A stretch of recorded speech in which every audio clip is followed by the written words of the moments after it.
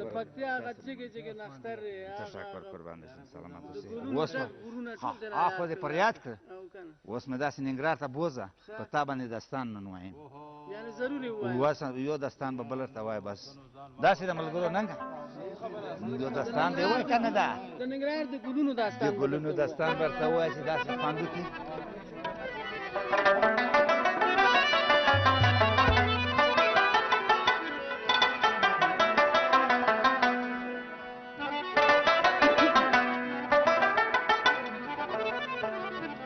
د ګلونو په چمن پسرلی راغی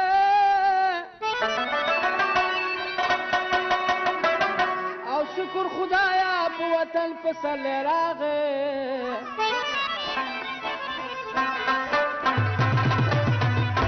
رباب ته د خیر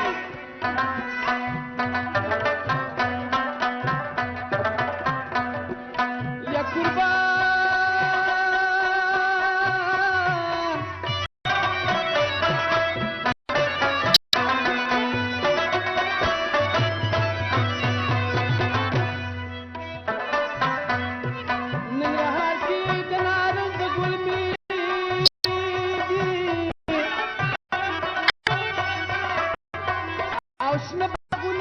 چمنونه شنې ولې دي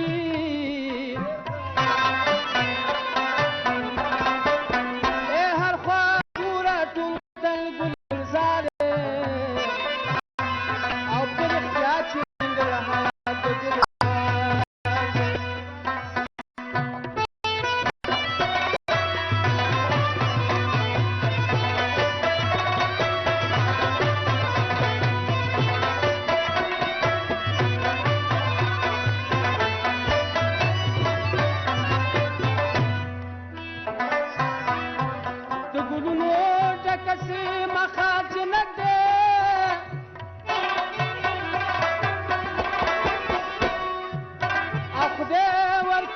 فطرتي بزينت دها ايه پکشته د نارنجانو ګڼ باغونه او غوړې تلې به یې وي خوشبو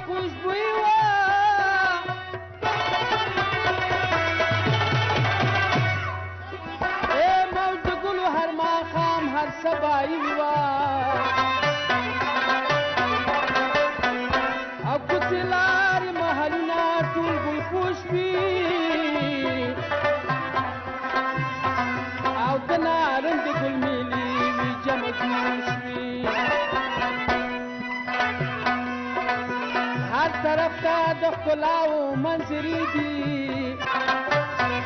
او ننګرهار کې د نارنج ګل میلې دي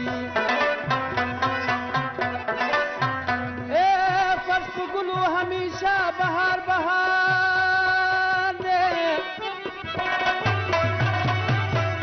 او په رښتیا چې ننګرهار د ګلو هار دی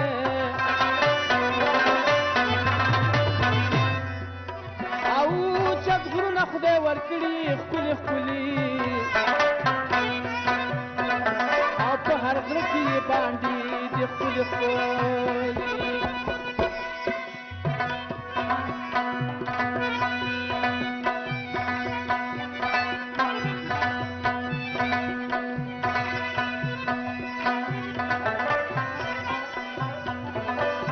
خالد ببرکزی زدران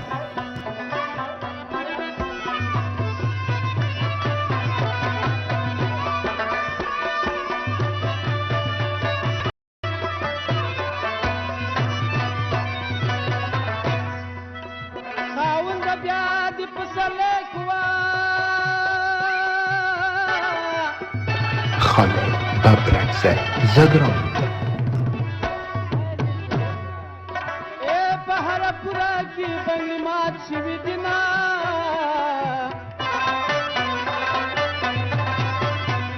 خاونده بیا دې پسرلی کوه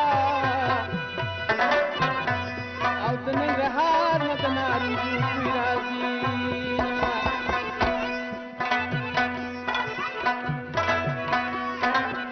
ولسونه پکې اوسي قدردان خالد ببرکزی زدران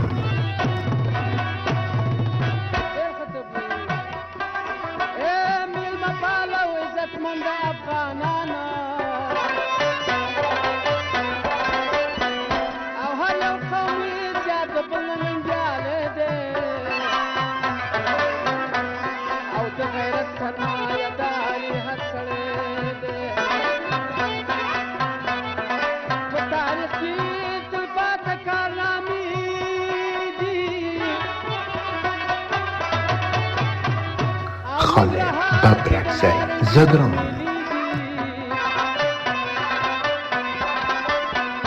او د وحدت په خپلو خلکو افتخار دی